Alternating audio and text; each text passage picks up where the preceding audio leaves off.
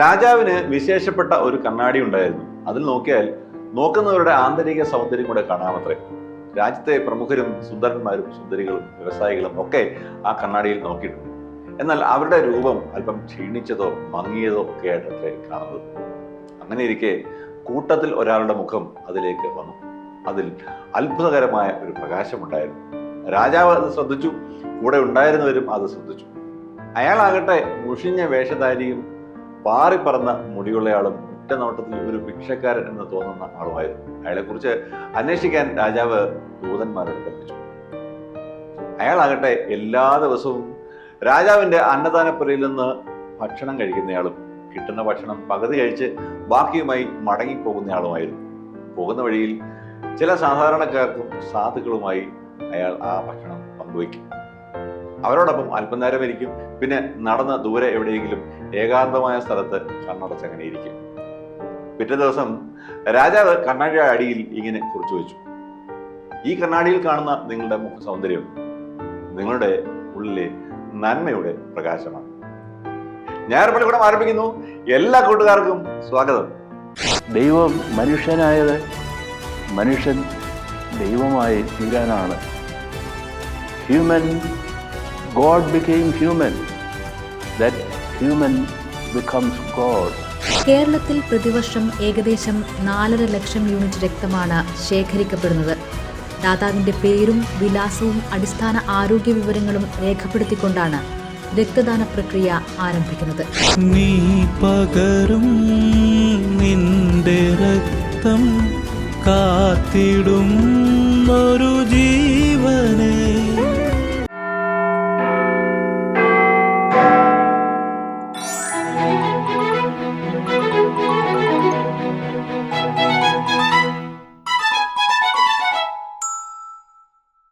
ആകർഷകമായി ഒരുങ്ങി നടക്കാൻ ഇഷ്ടമുള്ളവരാണ് എല്ലാവരും. അത്ര നിറമോ സൗന്ദര്യമോ ഒന്നുമില്ലെങ്കിലും ചിലരുടെ മുഖത്ത് അത്ഭുതകരമായ ഒരു പ്രകാശം ഉണ്ടായിരിക്കും. അത് നമ്മൾ അറിയാതെ തന്നെ അവരിലേക്ക് നമ്മളെ ആകർഷിക്കുകയും ചെയ്യും. മനസ്സിന്റെ മുഖമാണ് കണ്ണാടി എന്ന് ചിന്തിച്ചാൽ ഒരുപക്ഷെ അവരുടെ ആന്തരിക സൗന്ദര്യത്തിന്റെ പ്രകാശനമായിരിക്കാം നമ്മൾ കാണുന്നത്. അത് പ്രകാശം ഇങ്ങനെ പ്രകാശിച്ച് സൂര്യനെ പോലെയോ ചന്ദ്രനെ പോലെയോ ഒക്കെ പ്രകാശിച്ചിരിക്കാം അവരുടെ മനസ്സിന്റെ പ്രകാശം പോലെ. സീനായിൽ നിന്ന് ഇറങ്ങി വന്ന മോശയുടെ മുഖവും ഇതുപോലെ പ്രകാശിച്ചു അത്രേ. പുറപ്പാടിന്റെ നാവലിയിൽ അഭിനന്ദ ഡോക്ടർ ഗബ്രിയേൽ മാർ ഗ്രിഗോറിയോസ് മെത്രാപ്പോലീത്ത തുടരുന്നു. ഇന്ന് മോശയുടെ തേജസ്കരണം.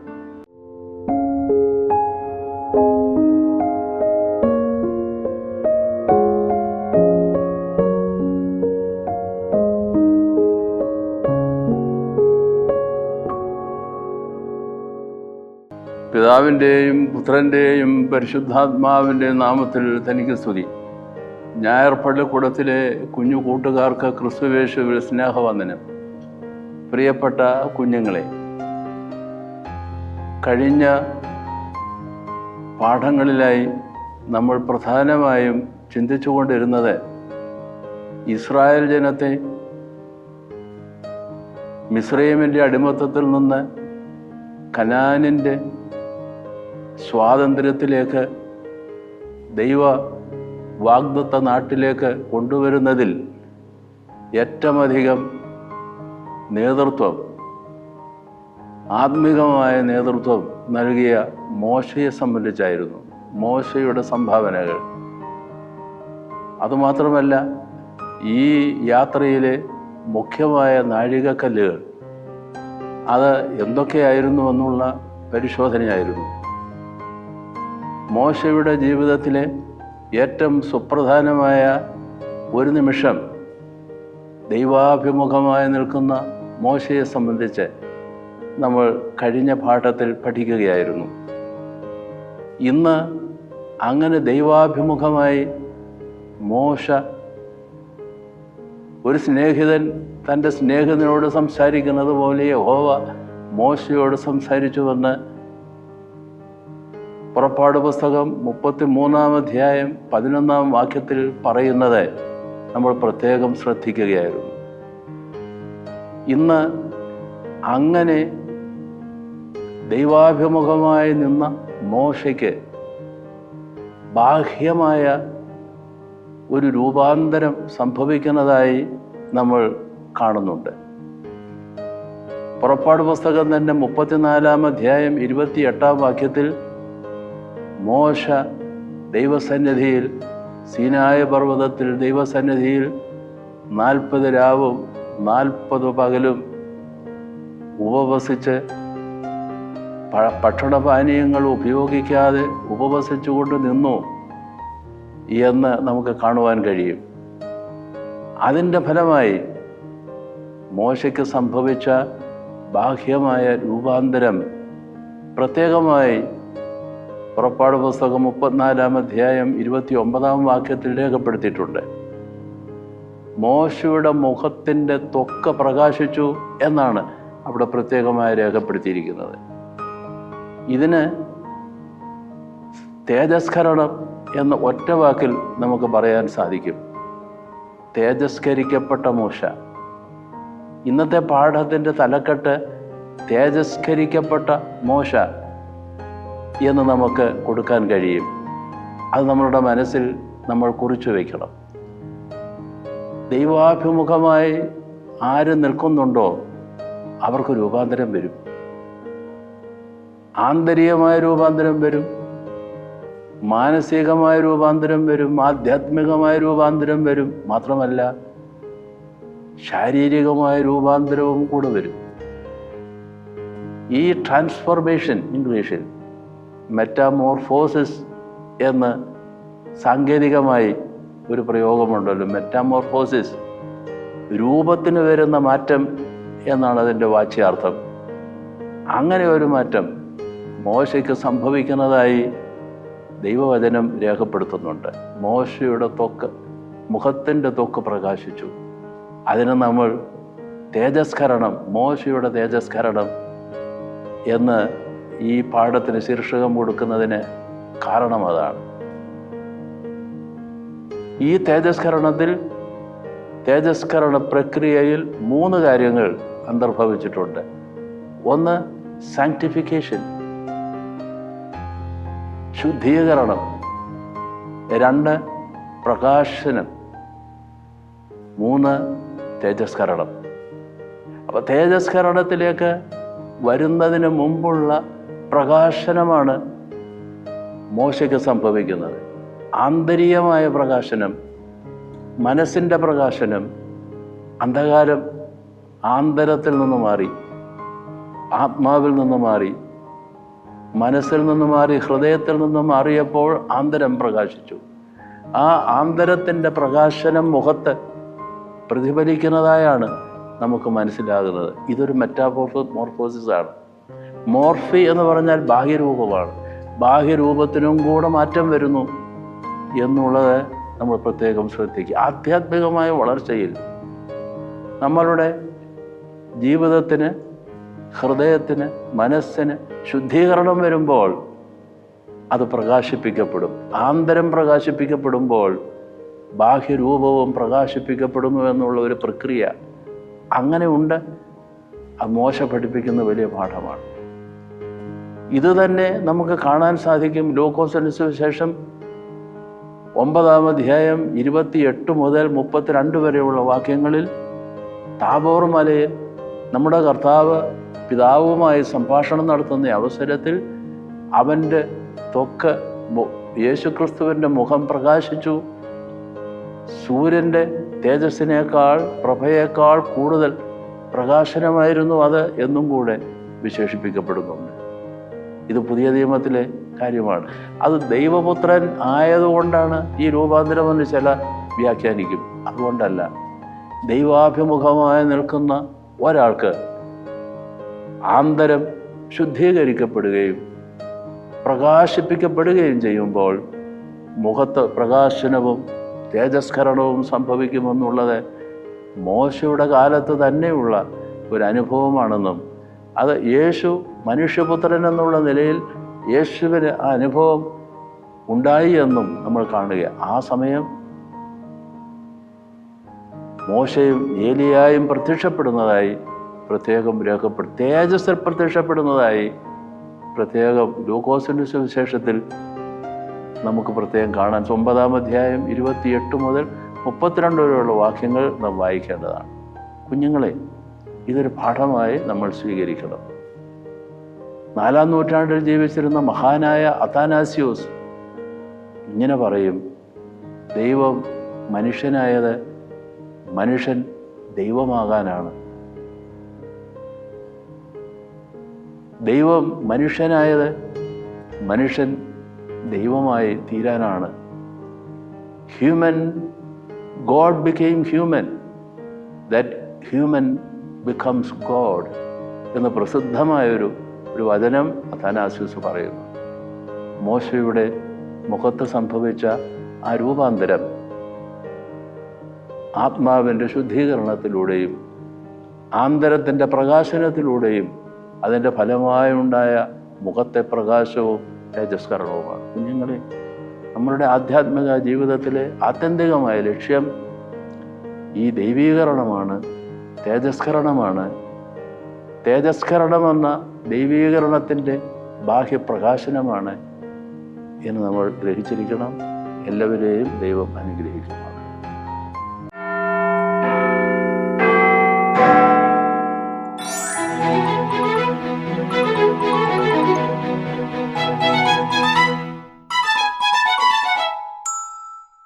ഏറ്റവും ശ്രേഷ്ഠമായ ദാനം എന്താണെന്ന് ചോദിച്ചാൽ അന്നദാനമാണെന്ന് എല്ലാവരും പറയും. എന്നാൽ അതുപോലെ തന്നെ പ്രധാനമാണ് രക്തദാനവും. അതിൻ്റെ കാരണം നമ്മൾ ഒരാൾക്ക് നമ്മുടെ ജീവൻ തന്നെ പകർന്നു കൊടുക്കുകയാണ്.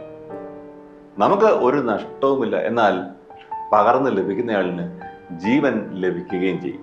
ഒരു കാലത്ത് രക്തം മുഴുവൻ ഊറ്റിയെടുക്കുമോ എന്നൊക്കെ ഒരു സംശയവും ഭയവും ഉണ്ടായിരുന്നു.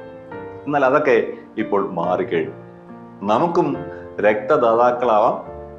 അതിനു മുമ്പ് ആദ്യമേ രക്തദാനത്തെക്കുറിച്ച് ഏതാനും കാര്യങ്ങൾ നമ്മൾ അറിഞ്ഞിരിക്കണം. ഇന്നറിയാം രക്തദാനം.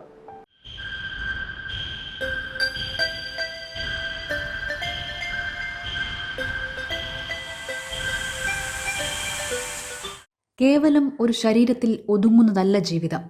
സഹജീവിയുടെ സന്തോഷത്തിനു വേണ്ടി ഒഴുകിപ്പരക്കുമ്പോഴാണ് അതിനർത്ഥവും നിറവും ഉണ്ടാകുന്നത്. അപ്പോൾ രക്തദാനം പകരം വയ്ക്കാൻ പറ്റാത്ത ദാനമാകുന്നു.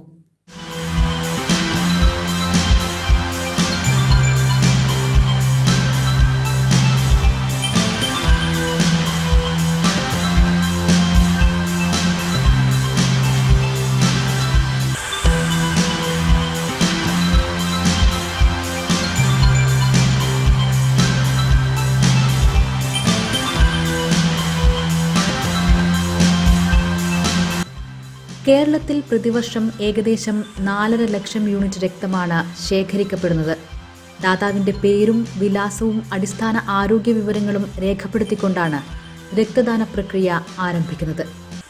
രക്തദാതാവിനെക്കുറിച്ചുള്ള കൂടുതൽ വിവരങ്ങൾ ചോദിച്ചറിയുകയും പ്രീ ഡോണർ കൗൺസിലിംഗ് നൽകുകയും ചെയ്യുന്നതാണ് 2ാം ഘട്ടം.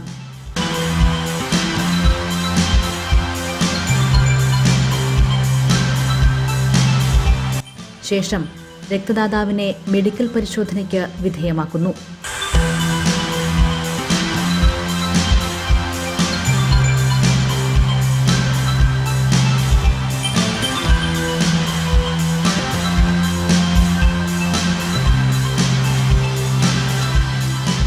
പരിശോധനയിൽ പൂർണ്ണ ആരോഗ്യവാനാണെന്ന് ബോധ്യപ്പെടുന്നവരെ രക്തദാനത്തിനു വേണ്ടി സജ്ജീകരിച്ചിട്ടുള്ള കിടക്കയിൽ കിടത്തി രക്തമെടുക്കുന്നു.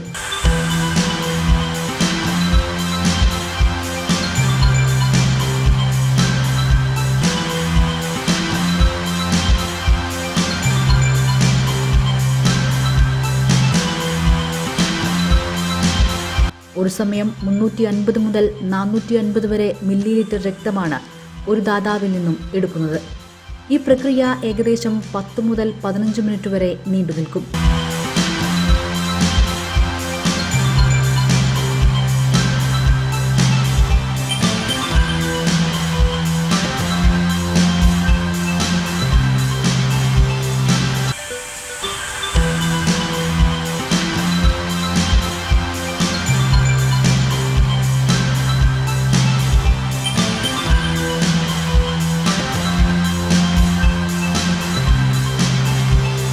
രക്തദാനത്തിന് ശേഷം ലഘുപാനീയവും ഭക്ഷണവും നൽകുന്നു.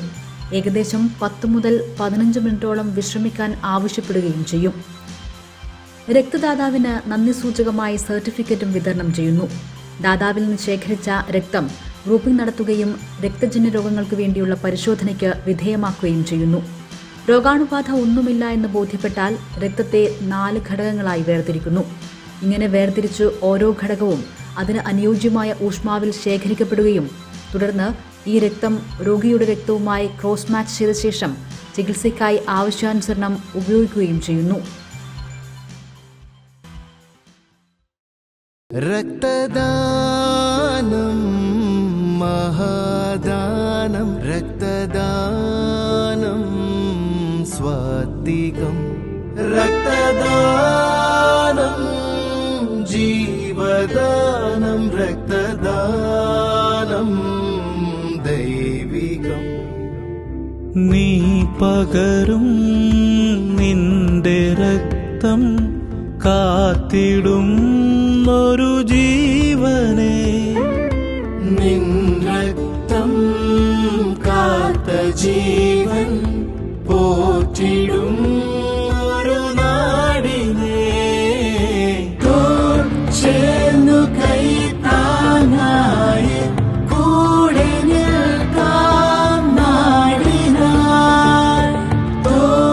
ചേർന്നു കൈത്താങ്ങായി കൂടെ നിൽക്കും മധ്യനായി. രക്തദാനം മഹാദാനം രക്തദാനം സ്വാത്വികം രക്തദാനം ജീവദാനം രക്തദാനം ദൈവികം.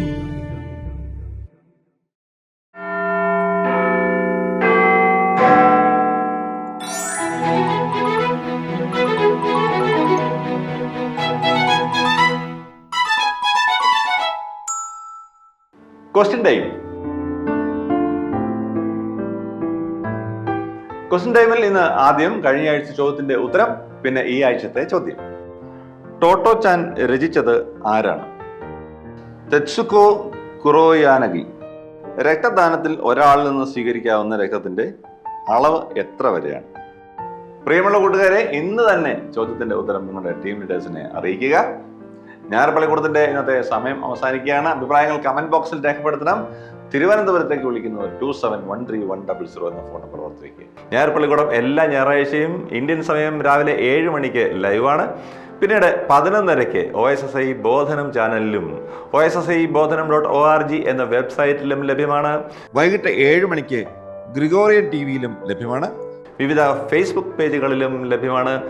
മുടങ്ങാതെ കാണണം, ഷെയർ ചെയ്യണം, സബ്സ്ക്രൈബ് ചെയ്യണം. അടുത്ത ആഴ്ച കാണാൻ ആഗ്രഹിച്ചുകൊണ്ട് സച്ചിൻ സന്തോഷ് ബൈ പറയുന്നു. എല്ലാ കൂട്ടുകാരെയും ദൈവം അനുഗ്രഹിക്കട്ടെ.